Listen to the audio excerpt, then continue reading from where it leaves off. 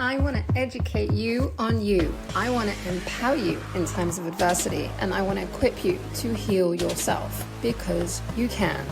Welcome to season 1 of my podcast, Unshrinkable. Hi, I'm Emily Katz. My guest and I are here to help you find what works for you beyond traditional therapy and mainstream meds. Hello, everybody. I am super excited to welcome the incredible Anat Shamir today. Anat is not just a well-being facilitator. She is a powerhouse of inspiration and empowerment, dedicated to helping people live authentically and in perfect harmony with their true selves. Imagine blending the ancient wisdom of yoga and meditation with the transformative power of education, non-violent communication, NVC, and coaching. So that's exactly what Anat does. She guides individuals on their unique journeys of personal growth and self-discovery. It is a beautiful thing. Those lucky enough to experience Anat's magic describe her as an intuitive guide, a serene presence, and a shining light. And you're going to see exactly why in a minute. She's so calming and serene and shining, and I love it. She's all about helping people tap into their inner wisdom, explore their deepest desires, and follow their inner compass. So get ready as we dive into the art of living life on your own terms. Hello, Anat. Hello, hello. Oh, goodness. Hi. How are you today? I'm good. I'm super hyped from this introduction because it also kind of reminds me why I do what I do. Yes, good. I'm excited. I'm happy. So let's dig in. Anat, please, can you start with introducing yourself a little bit? Tell us a bit about who you are and more specifically, how you got here doing this work. Of course. So yes, I'm Anat. I am a yoga teacher and a well-being facilitator.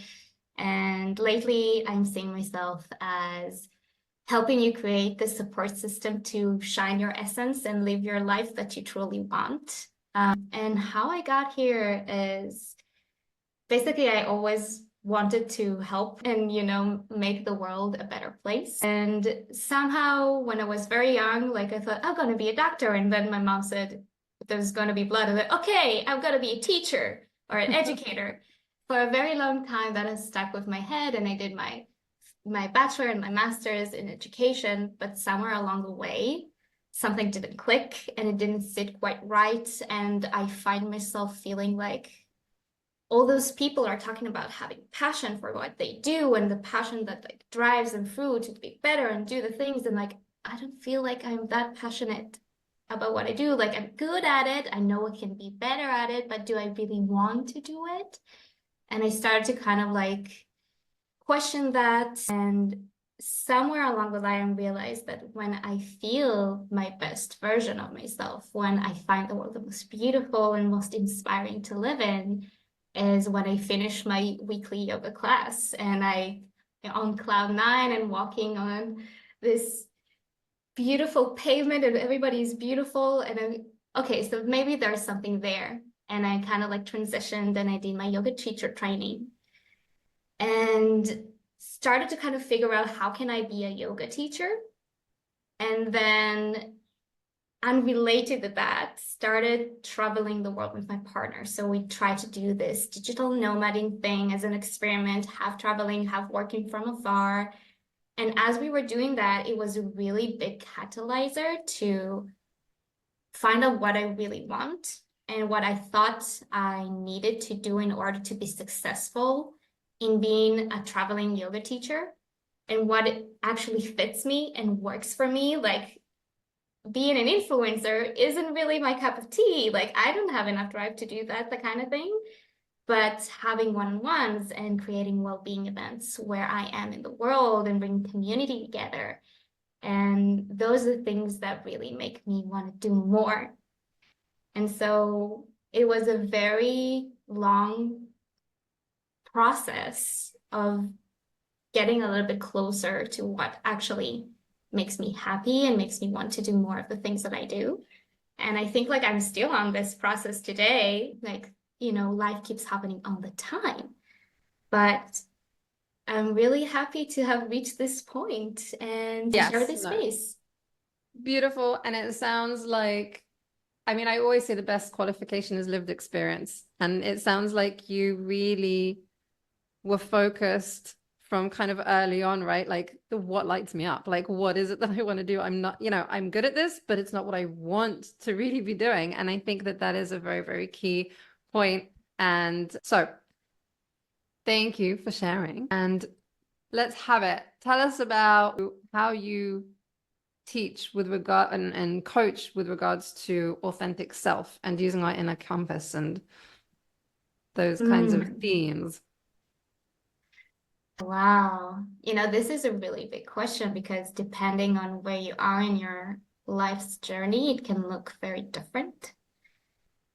But I will say, like the point where I was, half of the people that I help are people that are experiencing similar progress or journey to what I have, and half of them are like in a similar position to where I am now.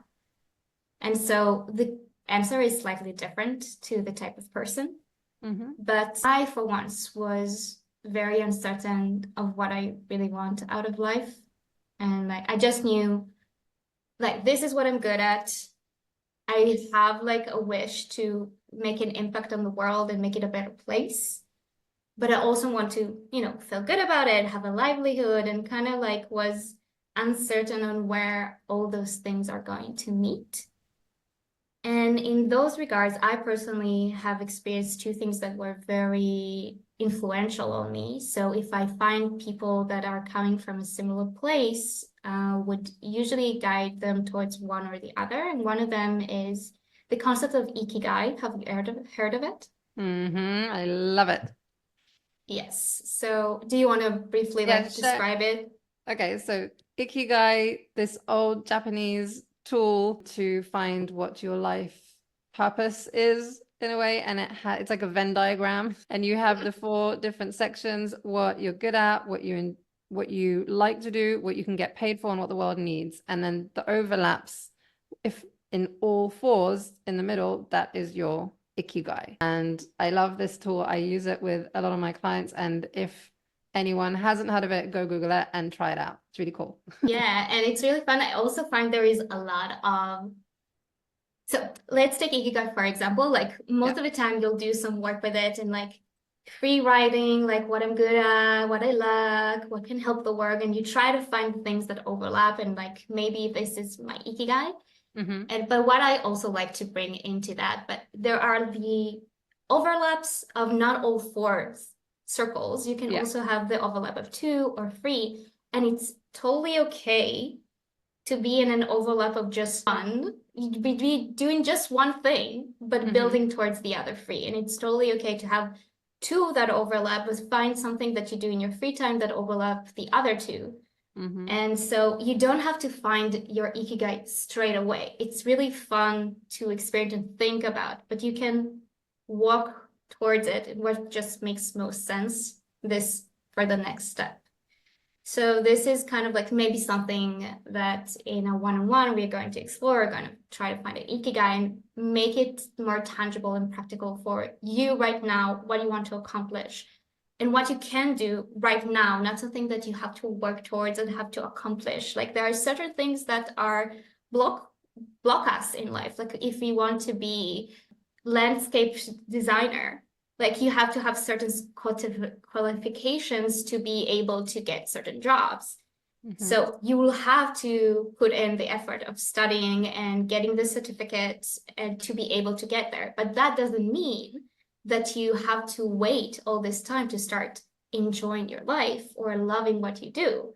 Like you can put that in before then. And I'm sure just giving this example, you already have some ideas on how can you put landscaping into your life before you have the qualifications to take on certain jobs. Like your own back garden is an option. The community garden is an option. Having something in the small elementary school and leading a project. Like there's many things you can do in the here and now that you don't have to wait to make your dreams come true. And I think this is kind of like the truer essence that working with Ikigai can bring out, which is we all have our goals in life and the things that we want to aspire to or accomplish. Sometimes we're just lost when we don't know where we want to go. But most of the time, like you have an idea, like I want to be successful, I want to be important, I want to leave an impact on the world. And those are great things.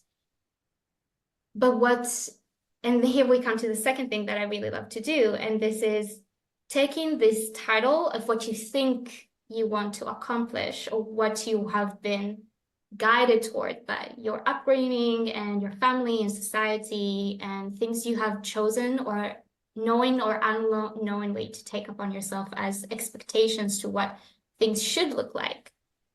And then break it down and find out the reason underneath. I want to be successful. Okay, why? Because you want to have money, because you want to have the influence, because you want to be important, because you want to have friends. And if the answer is different, you'll take a very different approach in how you're going to try and achieve being a CEO. And maybe being a CEO doesn't really suit the deal if what you actually want is not to be lonely or to have friends or to have a connection with a person. Like you don't have to push yourself towards being successful in order to have relationships in your life.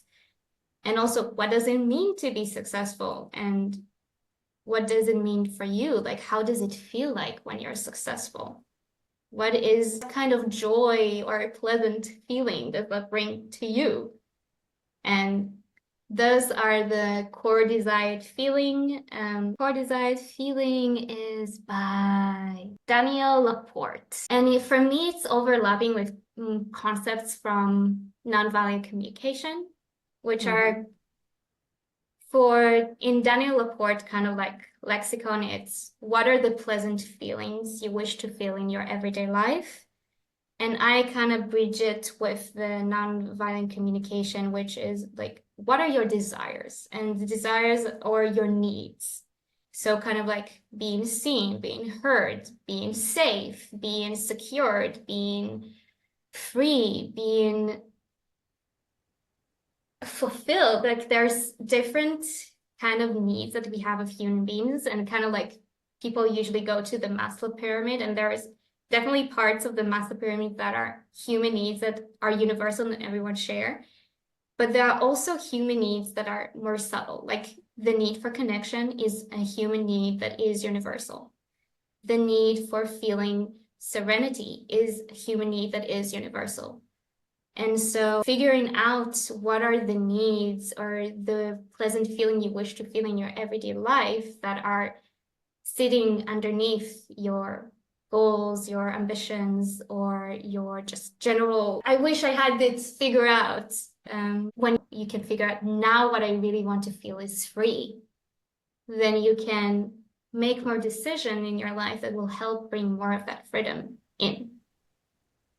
I love that. I literally was speaking to a client it's about closing the gap, right? It's like, what do you want out of your life, out of your future? It's like, I want more ease. Okay, so how can you bring more ease into your life today? Like, what can you do today?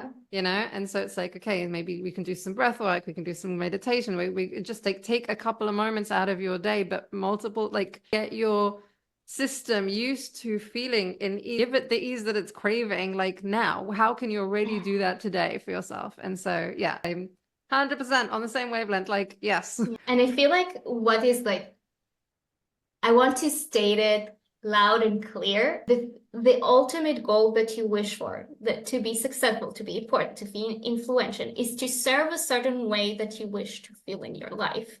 Like you want to go about your day and feel like you are meaningful. You want to go about your day and feel like you're important. And maybe important for you is stable or admired or something else. And those feelings, you can get that feeling from different things. You don't have to reach the end goal to feel the way you want right now. And we said it in many words in our conversation, but I want to, again, make it very clear. Feelings are something that gets triggered by so many things. You can feel serenity from drinking your cup of coffee in the morning.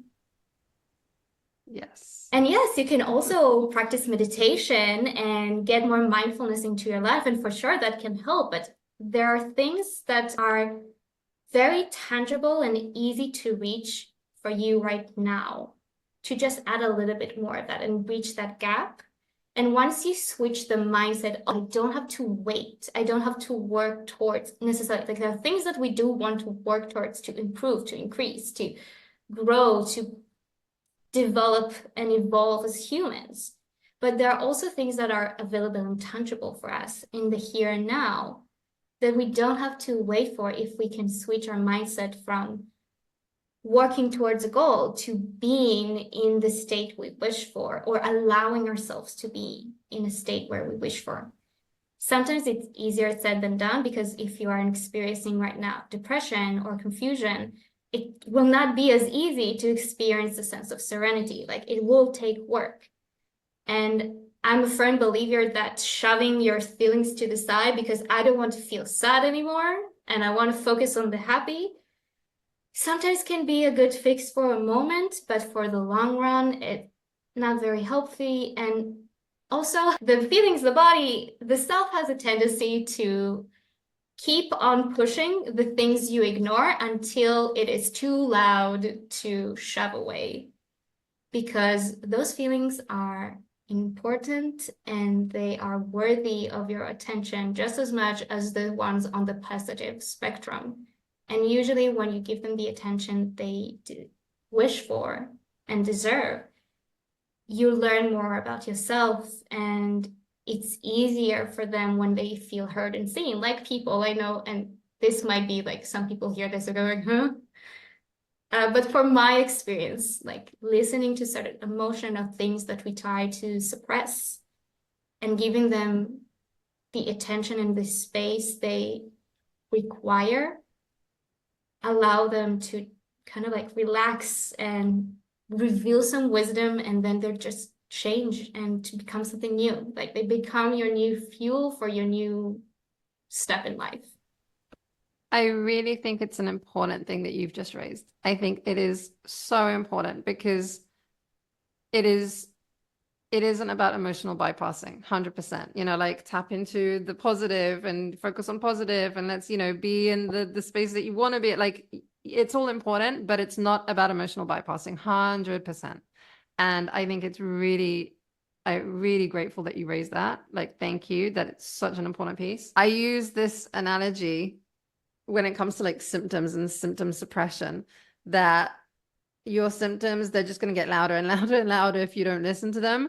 But it's like, many people get to the point where they're having like full-on panic attacks, they're on meds. You know, a lot of my clients come to me when they're really, you know, in a bad place. And I'm just like, well, your symptoms, it's as though they're coming at you screaming in a foreign language. They're like, oh, you know, that's terrifying. So we're just like, whoa, I want to just get rid of that. Like, just help me get rid of that. Like, it's scary. It's really scary when you don't know what this person wants from you, and you don't understand, right?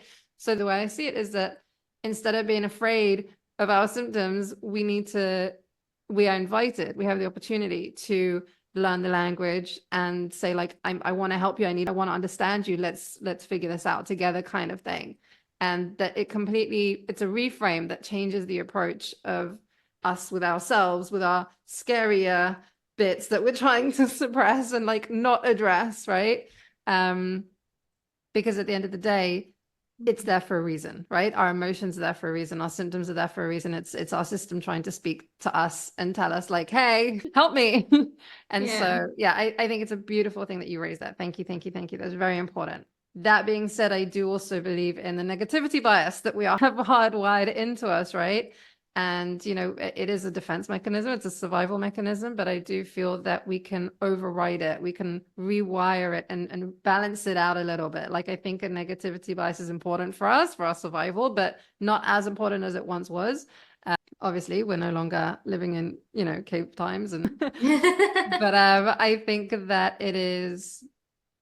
I find it really interesting how everyone finds their path and their way to reaching a similar conclusion, right? Like, you're talking about like energetics as well, right? And it's like, and manifesting, and it's all the things that I'm learning about as well in like in more of the spiritual woo kind of realm as well. It's like, be in the energy that you want to be. But there's another piece as well with that Carl Rogers, renowned psychologist, says that the it's not going to be word verbatim, but he basically says the paradox of change is that you have to accept yourself first. Like the prerequisite of change is acceptance. And it kind of ties in with what you were saying about like, give yourself space, allow yourself to feel the feelings, accept all the feelings that are there. And then that allows for change, which is kind of counterintuitive because we think that, well, I don't want to accept them. I want to change them, right? Yeah. But I think it just ties into like, feel your feelings. If you want to heal, you have to feel kind of thing. Yeah. Yeah, and this is always kind of like there is a limitation to what we can discuss in an hour, Yeah. even like 5 hours of conversation, because 100%. everyone's journey is so different and they need healing and stepping up and growing in different areas of their life. Like I can mention the struggles that I have with my own limiting beliefs. So some of them were just really internalizing, making myself smaller for many reasons, like to be modest, to not stick out, to protect myself from failure, this and this and that. And for me, it was a very important step to learn to hope for the best, wish for the best, act as if the best is going to happen while being okay to be disappointed and, find a way to hope for the best, but not be attached to a certain result and act as if the best is going to happen. But I can totally see a person that for them, they need to kind of go the other way. Like they always go with the best case scenario, never facing the option of failure. And then when it happens, they can crash or many different things. And so your personal struggles and the areas in which you might be emotionally bypassing or not get enough space for your feelings or be drawn to the negative bias, like each one of us has a different journey to walk.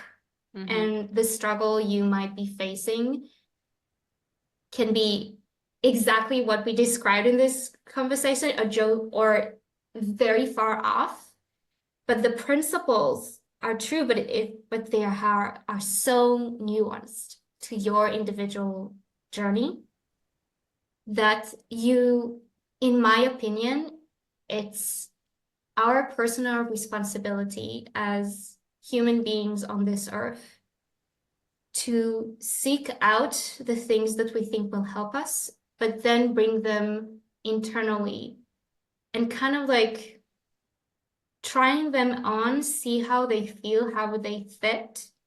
And if something doesn't resonate, something feels slightly off, then just put it to the side. You can still, play with it, experiment with it. But if you tried it for a while and you feel like it's just not a good fit for you, then it's okay to let it go and move to something different. If it was important to your journey, it will come back. It will find its way back into your life in a point where it's more accurate and the timing is just right, and you'll find it again. It will be there for you when you're ready. Follow your intuition when it comes to your personal journey and what helps you. Okay. So, how would someone follow their intuition if they have, for example, been conditioned not to listen to their inner voice and to themselves their whole life? How do we recondition ourselves out of that? Big question, I know. I'm curious to see what you have to say. It's big and it's juicy, and I love this question. Okay, good. And my first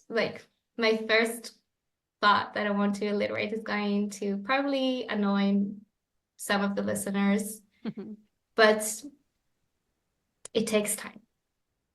Part of the answer, it takes time to relearn how to listen to your inner voices and your intuition and a wisdom that you cannot explain logically sometimes. But as long as you have the intention of trying to be better at listening to yourself and following through with what is right for you, you're on your path. So this is like annoying, but it's hopeful, you know, as long as you're at it. And this is also something that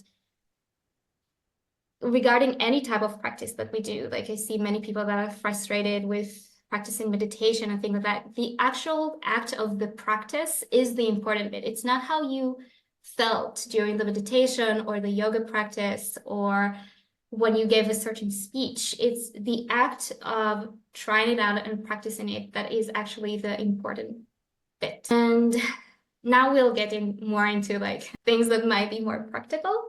Mm-hmm.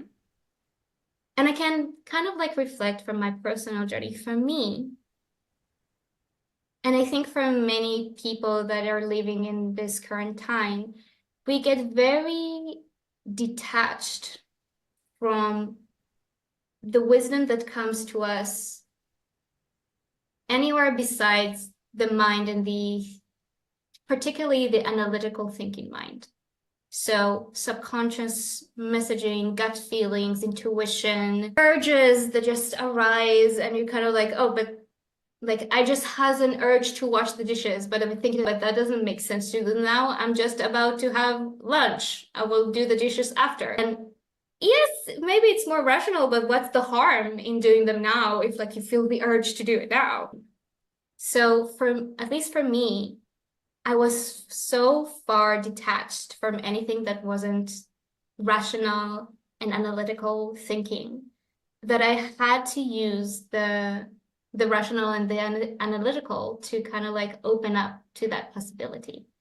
So it started with doing kind of like exercises that use the analytical mind in order to listen to your intuition, like Ikigai, for example. Ikigai is something you do with your thinking mind. You write down a list of what I love, what I'm good at, what the world needs, and what you can get paid for. And you can start to find the overlap. And it's like something you do with your mind, and you try to think, what is an option that I can go for? What can I pursue? And you can start to find something that is, oh, maybe if I do this, I will follow through. And they're like, okay, so this brings me maybe to whatever, cooking, being a baker. So you start to follow this path of being a baker. And then you find yourself in a job that you don't really like and it's really stressful and it kind of doesn't bring the feelings that you wanted. You know, like, but it's like the Ikigai, it was an option for the Ikigai to be a baker. So what's going on here? And then you kind of like start to fine tune. Okay, so if this job of being a baker doesn't work for me, what can? Like, can I do something else as a baker that will still allow me to get paid, but I will have less of the stress that this job is giving me? And you start to like repaint like the option of the map. You charter new options of what it can happen. And first of all, it's kind of like getting feedback from actual experience. Like you try it out, this is not, and getting more accurate as you go. Mm-hmm. Somewhere along the way, and this might be really different for different people, but I think a very common instance of people getting that, like, I think most people have experienced having a spread of inspiration or an intuition that guided them for the right place from like in a shower, or having kind of like a state of between being awake and dreaming, kind of like maybe they nap, maybe they woke up in the middle of the night, had a thought, blurted out in a notebook, came back in the morning, they're like, oh, wow, this is good. And this kind of like way that there are times when our mind is in a more receivable place. Like if you go into it, there is also like a science behind it, like the different wavelengths of the brain. But there are certain states in which we just have more clarity on things that are right. And so the things that happen spontaneously, like in the shower, in the middle of the night, in between dreaming, and those are great moment of inspiration, but you can also practice to have more to be more present in that state of being more throughout your life, or to have more tools to induce that state, to be able to get more clarity on things you want to ask about. And I've got to say also, this has limitation. Sometimes you can help yourself get into the state, and you can ask yourself questions and try to find the inspiration for the next thing, and it's not the right timing yet. Like, things still need to occur for you to reach the new direction you're looking for. But you can add more things into your life to allow it to occur more. So things like movement and mindful movements like Qigong, yoga, and even like the concept of a walking meditation. There are certain types of dance that can help you do this. There are certain types of ceremonies that you can do, like doing a cacao ceremony, doing ayahuasca. Like, I'm really not into the altering drugs of the state of mind, but there are many people that they take it with a lot of respect, and as a way to move, like, to find answers from within. And for them, it's an amazing tool. And I think one thing that is really accessible for any person is to get into this doing by not doing state. It has a name in Chinese, I think it's Wu Wei or Wa Wei, but it's the equivalent of doing the dishes and just having thoughts pass through your brain without realizing that, like, you're doing the dishes and all of a sudden, like, you're not even thinking of what you're doing, and you're just in this meditative state. And the shower is a place where it happens a lot, but you can also find yourself just entering into that state by doing a certain activity. So mindful movement is a very common place for it to happen, but there are people who also creative arts are very helpful to get into that space, or dancing or sculpting or drawing, and doing the things until you reach a stage that you don't think about what you do and just thoughts are coming and going.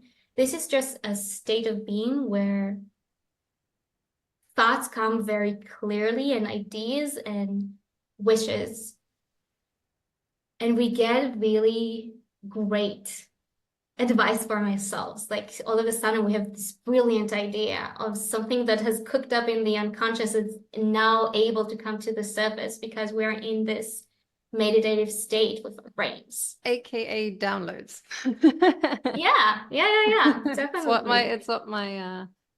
It's what I see that we call them in some circles, downloads. We get these amazing downloads. I do just want to say, I don't want to cut you off because I was just like loving all the things that you were saying. And I think they're really, really good tips as well, like mindful walking, and shower thoughts are the best thoughts ever. Like, seriously, I get some of my best downloads in the shower. I do find, by the way, yoga, like, I know, I love that you say as well, by the way, that when you meditate, it's about the practice itself, because so many people have said to me, I don't know how to meditate. I can't do it. I just don't like it. And the thing is that it's a practice of just sitting quietly. Basically, sit quietly. It's uncomfortable at first, and then you get like hooked. But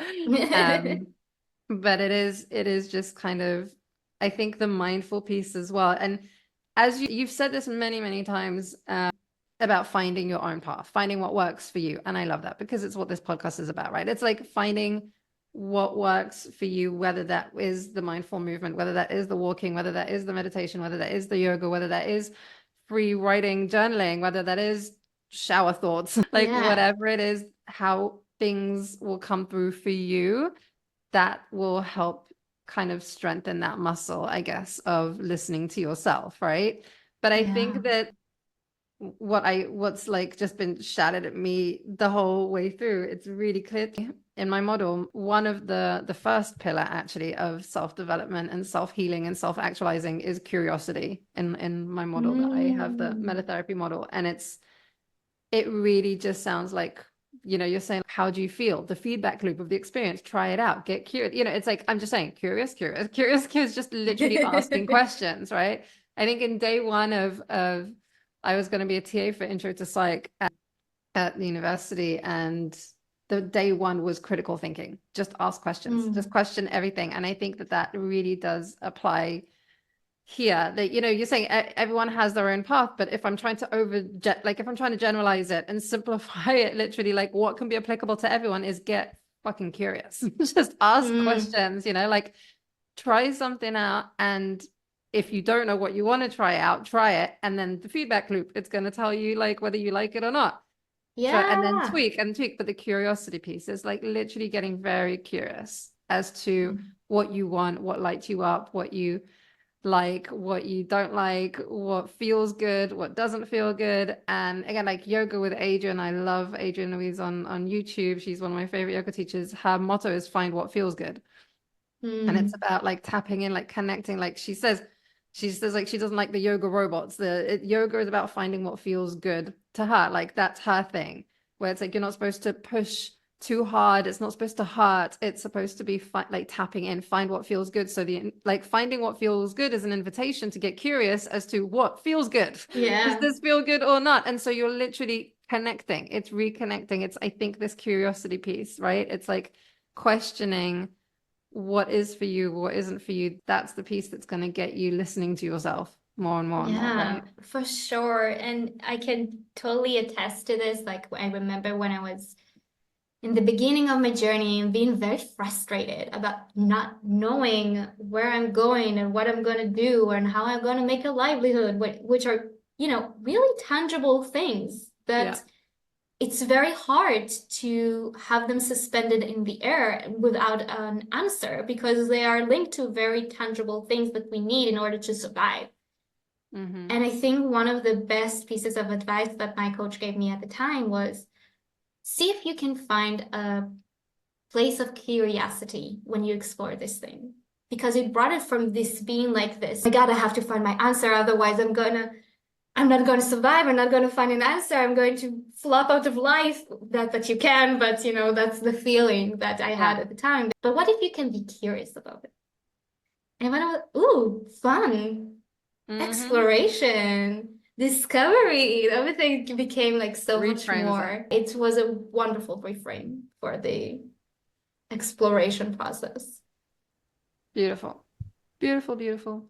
Now, I mean, you've given a lot of like different tips and things and way, answers to the questions here of authenticity and authentic self and finding your path, et cetera, and tapping into yourself and your inner guidance. But if there is there one like favorite tip of yours or exercise that you're like beyond Ikigai and the things that you've already spoken about? If someone wants to really start practicing, listening to themselves, their inner voice, figure out their authentic self. Like if someone said, okay, you know what? I want to figure out what my authentic self is. Like, what would your first step be?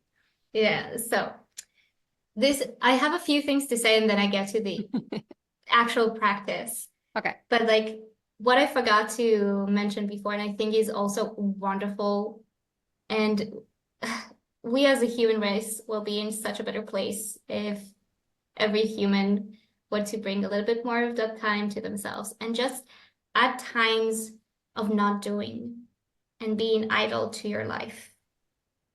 Preferably sitting in nature, gazing into the ocean, listening to the trees move, but you don't really have that. You can also be laying on your couch and stare at the ceiling and just not do anything. And just have more of this idle time to be bored and allow yourself to hear your thoughts. Because so much of the time when we are slightly bored, we immediately reach to our phone and get some sort of something sent into our brain to just be entertained. Yeah. And there's nothing wrong with that. In individual instances, sometimes like I'm in between meeting and work, I just want to relax, and opening your feed on social media can bring you that put your mind off of things, allow you to shut your brain, and can be very helpful. But that's usually not how we operate. Usually it's a compulsion that we don't even think about. And a distraction, enough has been said about the way that social media and our smartphone that everybody has can affect us. So just adding a time when you find yourself reach for the phone and you have like dead 10 minutes, find yourself holding the phone, and instead of picking it up and opening it, put it back down, maybe put it in the other room and stare at the wall for 5 minutes. See how it goes. And you maybe find yourself hearing a lot of thoughts that you didn't hear before because you just didn't have any time to hear your thoughts.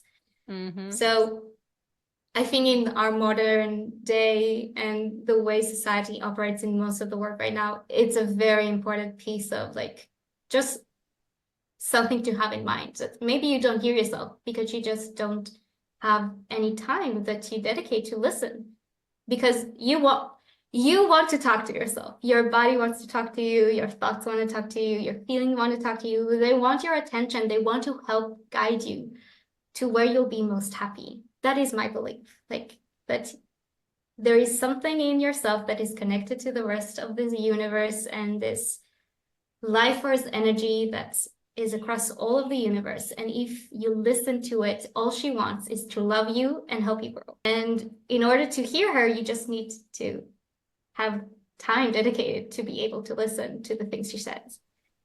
So this is something that was very important to me to share. And now I'll move to something a little bit more practical. So we talked about how in the beginning, it might be very hard to listen to intuition and gut because you're so far removed from it. So you have to start with like things that are using more of your rational mind and thinking, and kind of having this feedback loop and learning from experimenting. There is also other forms of downloading or information that you can receive as a human that are not moving through your thinking mind. The subconscious, the body, the energetic, and for whatever like language you preferred, like my ancestors, Mama Earth, God, the universe, my guides, my angels, and everybody has a different lexicon. And maybe you are in the group that I don't think any of this exists. Like we are living and we're dying because this is what it is. Even then, like you can think that your subconscious knows more than you. It just sits there and it is like a bank of knowledge that you can unlock potentially. And one of the easiest uses of it, of just having a gut reaction, when you have two options, do I want to stay in or go out with friends? So like, I'm not sure. Like, I know if I go out with my friends could be nice, but I really don't feel like going out. In a mini mini mo. One is staying, one is going. You do the in a mini mo, and then you set on an answer, and then you have a gut reaction on that answer. Like, how does it make you feel? And it doesn't really matter what the eeny, meeny, miny, mo said and where it landed. It's more important how you felt with the result. Because when something outside of yourself chose for you, you have a reaction to how it felt. And it can tell you a lot. So actually, I don't want to stay home. I want to go out. So even though I don't have the energy, I will make the effort to dress up, pick up my purse, and leave the house because I know that this is what I actually want to do. And so this kind of like times of fuck yes and fuck no, you can kind of like practice getting them out and receive them more. So the eeny, meeny, miny, mo trick, one that I really love, but sometimes the questions are too big, or sometimes like the reactions you get are too vague, and like you're overthinking the things that you felt, and it starts to get harder to realize. So you can use like going into a more meditative state of connection with yourself and asking the question, not to yourself, but to something inside you that can speak through you. And maybe this will be like the little practice we'll do. We're going to try and induce it, and it's going to be quite short with the time we have left. Yes. So I will say it's really normal to not have it work straight away, because as you said, like it's not everyone with the moment they try out meditation will be like, oh, I love this. This is what I've been waiting for all my life. There are those moments, but sometimes there is a very beautiful practice or tool we can use, but we need to kind of practice it to get more usage of the tool. So, and you shared with me a really beautiful story about a friend that kind of had a similar thing for you to ask a yes or no question, right? Yeah, asking the body. Yeah. So can you share that story with the listeners? Yeah.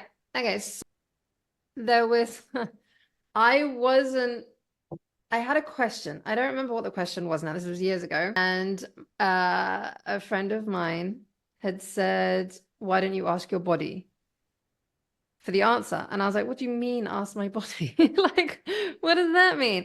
And she said, stand up, close your eyes, take a deep breath, kind of, get in the zone. Now, say first question was, it wasn't a question. It said like, my name is Jessica. And then see if your body moves.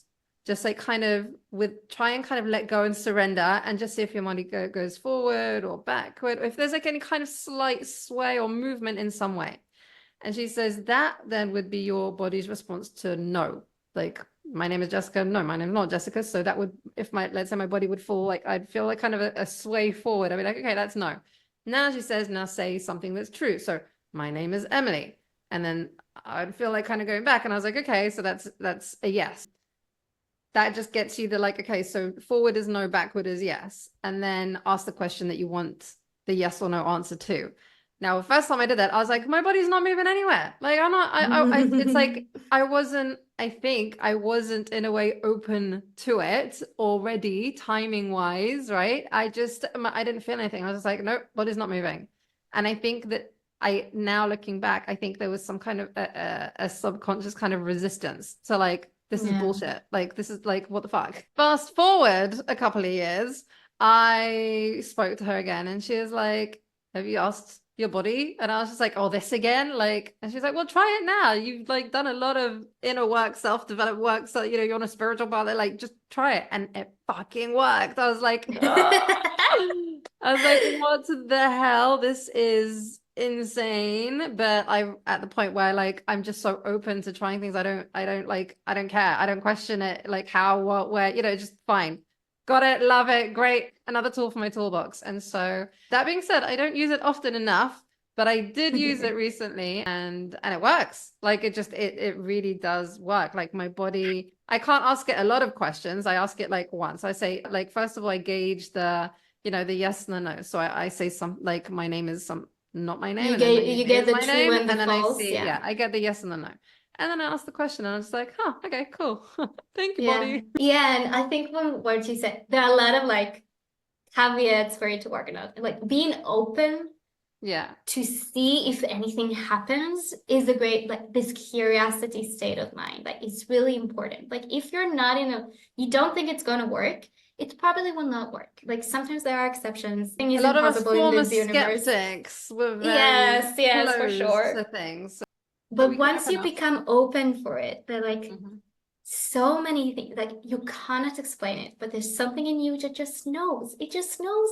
It just knows. And sometimes you don't get answers. Like you ask a question and you don't receive a feedback. Like you tried it before. I can tell about myself. Like I had this, I wanted to ask myself if I should do a retreat in Mexico when I was planning to get there. And I knew already like my cues for the yes and the no's. Like for you, it's kind of like a certain sway in the body. For me, it's kind of like a sensation. I feel like this whooshing sensation, like going upward in the chest when it's a yes, and when it's a no, it's kind of like a sinking stone in the chest. And other people, they hear voices, they actually hear someone saying yes. Or an as well. Yeah. Like they hear someone talking, that they get an image that they associate with a yes or a no. And like we all have different ways of kind of like getting the yes and a no. But when I asked that question, I didn't receive an answer. I was like, okay. And it was really like kind of an important question for me to ask. Like it was about if I wanted to do that retreat, I had to like make in money investment and do marketing. And it was really important for me to know if I'm going to do it or not. And I just wasn't receiving an answer from my greater wisdom. And fast forward like a few months, like October 7th happened and everything got shuffled.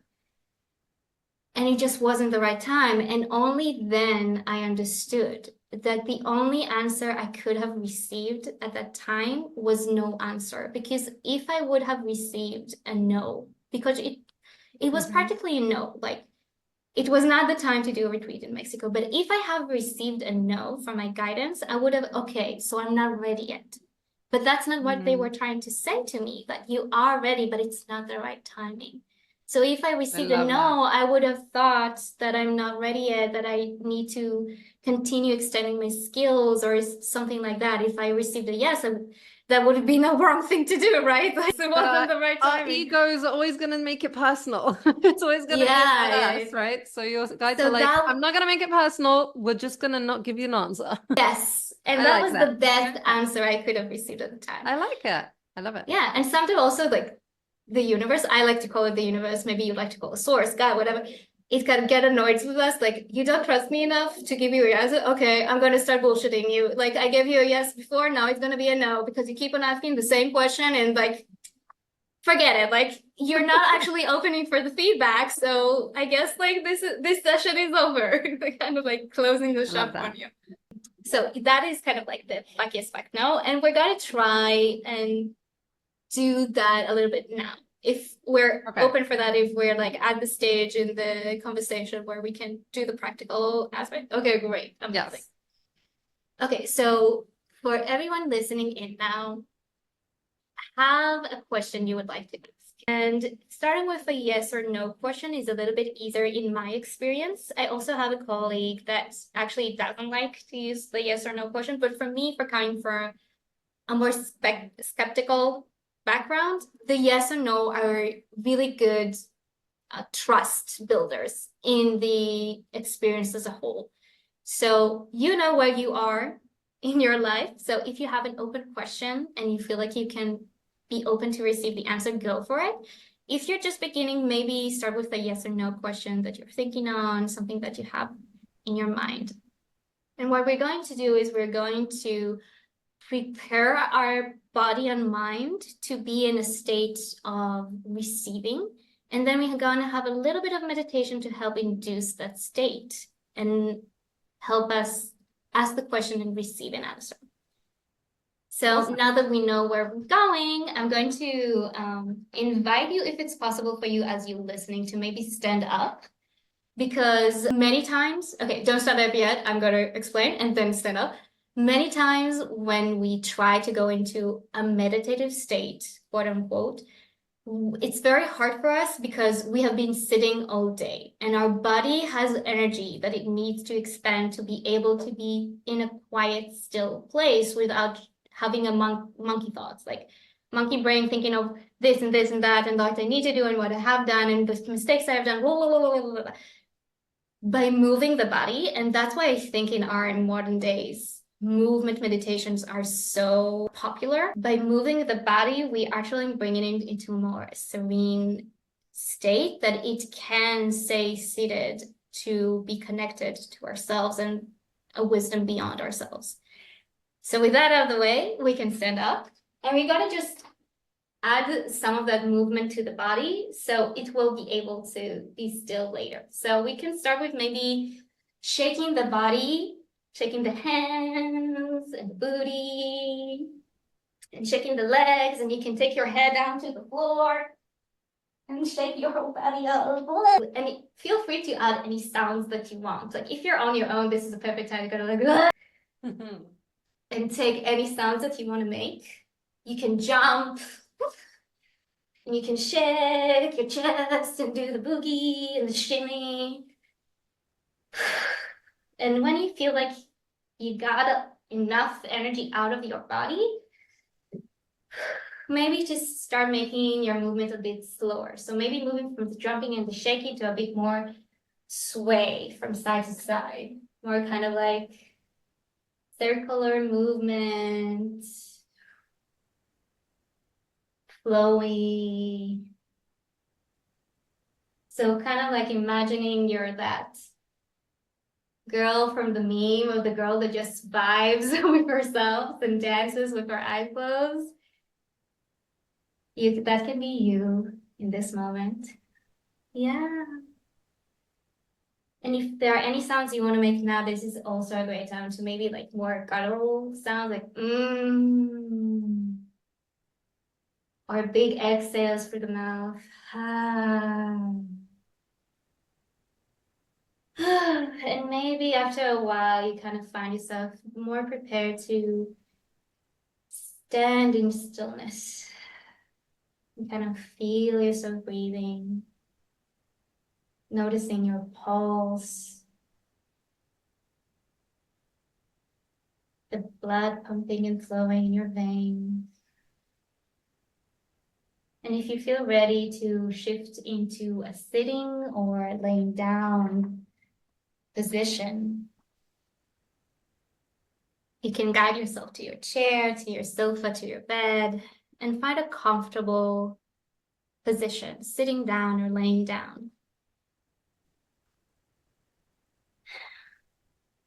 And then focusing on your breath.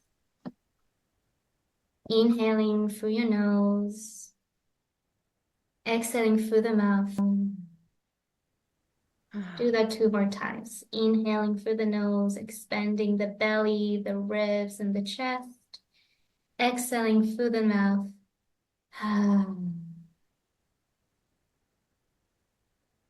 One last time.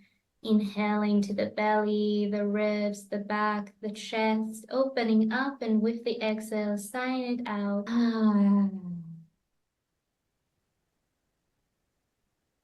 You can keep going with this breath if it feels good. And once you're ready, go back to your natural breathing, inhaling and exhaling through the nose.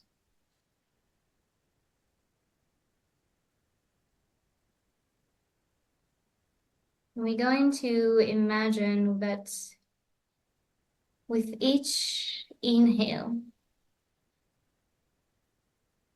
again, being explorative and open to just try it out. With every inhale, we kind of breathe in more of our essence back into the body.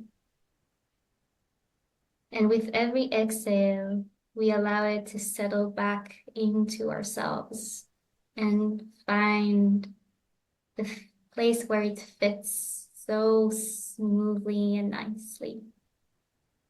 We inhale in our scattered thoughts.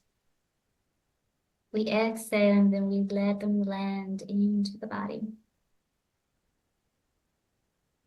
And we inhale in and maybe we bring in experiences and moments of our different versions of ourselves from different scenarios and friend circle. And as we exhale, we allow all those different versions of ourselves, of this different experience to come back into our body, into our energy field, and slip into their perfect position. And again, we inhale and we gather all those different emotions and thoughts that might have scattered around us, that are part of who we are and where we're going, and we call them back home into ourselves. With the exhale, allowing them to land into the body, back into this puzzle that is our human experience. And with your next inhale, as you call in the different versions of yourself and the experiences and emotions and thoughts that you had, you also call into yourself a little something inside of you that is connected to the greater, a little part of you that is connected to this spark of life, of divinity, of the cosmos, of Mama Earth. And as you call in those different parts of yourself, that connection to that greater wisdom also comes with it. And it finds the perfect spot to land in your body. And all these different pieces start to shine this beautiful golden light from within you, creating a pattern, a beautiful tapestry, a mandala, a shape or a pattern that is uniquely you, and also part of the whole. And as you breathe in, you feel like there is something inside of you that is now connected to that golden light that resides inside you and outside of yourself. And through those areas of light, this beautiful tapestry that is now residing in your body, wisdom that you hold within you and comes from a greater source, can speak through you.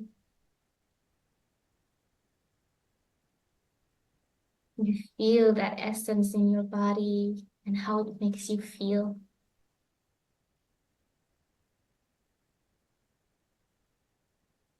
And you feel ready to ask your question, that greater wisdom, with curiosity and openness to whatever comes.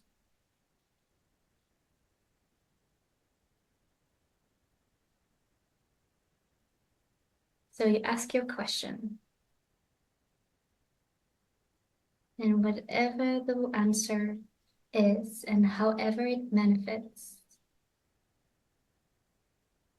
you know you are content with just being in this presence of yourself and the universe residing inside of you, being open to hear or receive any wisdom that comes through,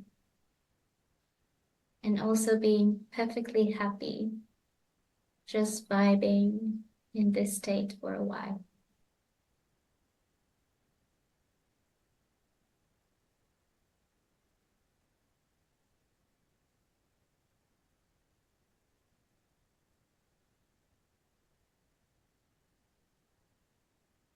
Take however long you need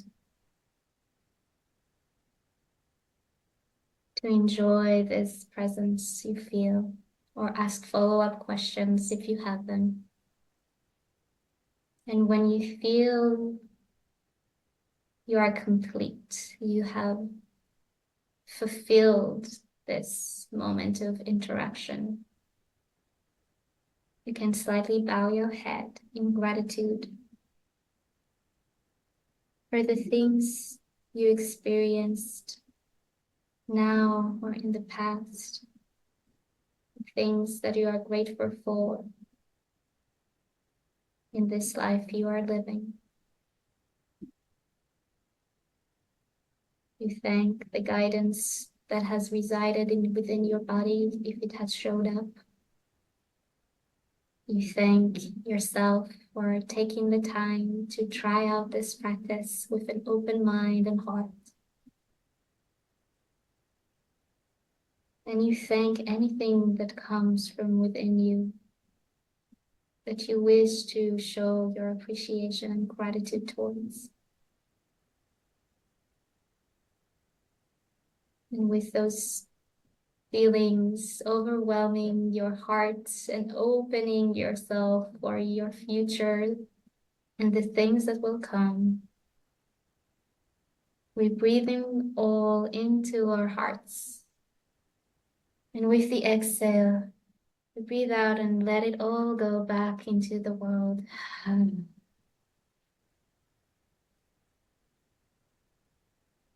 As you gently wake up the edges of your body, the fingertips, the toes, the crown of the head and the neck. And you slowly find yourself back into the space where you sit. And come back to this reality. That was lovely. Oh my God.